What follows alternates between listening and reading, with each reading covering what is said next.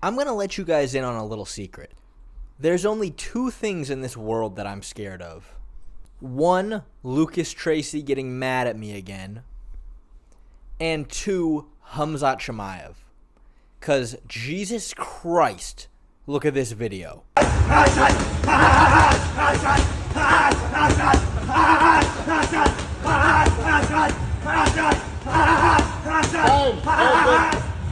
Yeah, absolutely terrifying.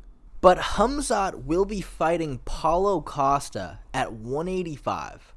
And I cannot imagine if Khamzat wins this, he won't be getting a title shot. He went from being completely irrelevant to now being within title contention at 185, which is cool to see. I am very glad about that. Now, Khamzat's fought at 185 a few times before, and he had a lot of success, but it was against complete tomato cans, who had absolutely no business being in the octagon with him. We didn't know that at the time, but we certainly know that now.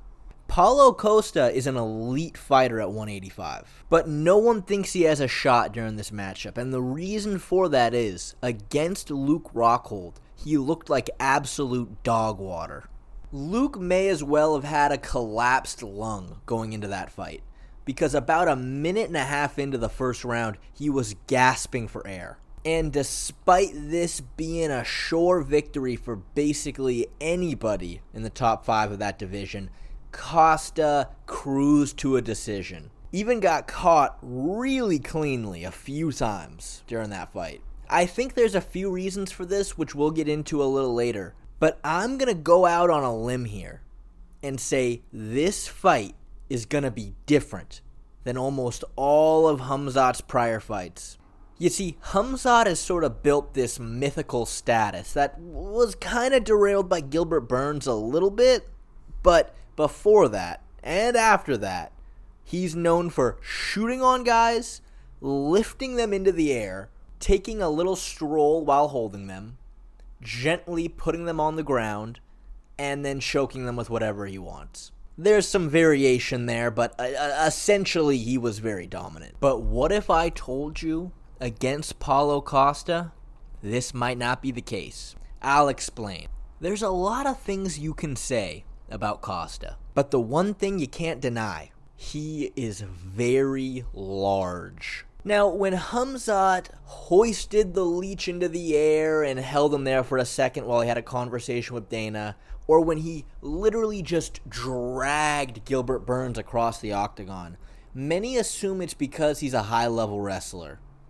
While he is a very high-level wrestler, the reason he was able to do those two things is because he was massive for welterweight. As much of a weight bully as you could possibly be for that division. Now, just to preface, for some reason a lot of people love saying that to certain fighters as a way to discredit them. I don't think that at all. If you can make the weight, then fuck them. Khamzat, though, couldn't make the weight. That's why he's moving up. But he's moving up to face somebody who is a weight bully at 185. Paulo Costa is enormous for that weight class. Now, just to compare their wrestling skills, Paulo Costa has been shown to have very good takedown defense. Against Yoel Romero, there were a few times when Yoel was deep on a shot, and Costa was still able to defend, showing a lot of athleticism and skill. I'd say mostly athleticism, but athleticism helps a lot in wrestling. Khamzat's also very athletic. Against Marvin Vettori as well. When he was able to get Paulo down, he got right back up, and Costa even took him down a couple times, and showed great takedown defense. Now, obviously, Khamzat is the far more skilled wrestler than Paulo Costa. However, it's going to be very interesting to see how it plays out when Khamzat takes his first shot. Because the odds he's just going to pick Paulo up and then walk around with him, I find that hard to believe in this instance. Now, he's probably going to be a lot quicker than Costa with his wrestling. If he can take a shot then immediately spin around to the back, I think he can find a lot of success there. But the striking is where it gets a little more interesting. Now, Paulo Costa is not a very technical striker. Anyone with eyes can tell you that. And going back to the Luke Rockhold example, that's why he struggled there in that instance. You see, striking as a whole is relatively a lot easier to pick up than grappling, for example. Now, obviously, when you get to the skill level of guys like Israel Adesanya, obviously that's going to take years and years of practice and experience to get to that level. But if you take a pretty strong, fit, athletic guy and just show them the mechanics of a jab, cross, hook, in just a few months, all of a sudden, they can throw that combination with a dangerous amount of power and speed. But train someone in jiu-jitsu who's never done jiu-jitsu before, 3 months in, they're a 2-stripe white belt. Now, Paulo Costa is the definition of that example. His striking is, I am marching at you, and I am winging punches at you, and I'm bigger than you, so you can't hurt me with your punches, but I'm going to break you with my punches.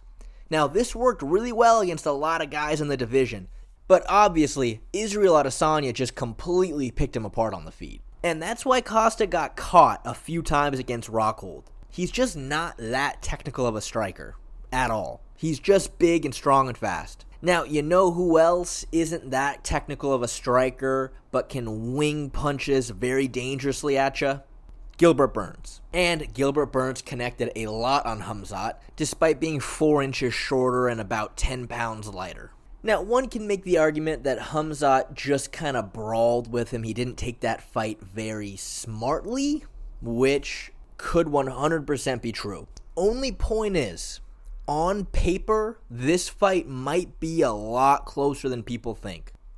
Personally, I still think Khamzat's going to win. I think he is more skilled all around than Paulo Costa, but it's a dangerous fight nonetheless. Very dangerous fight, and I'm very excited for it.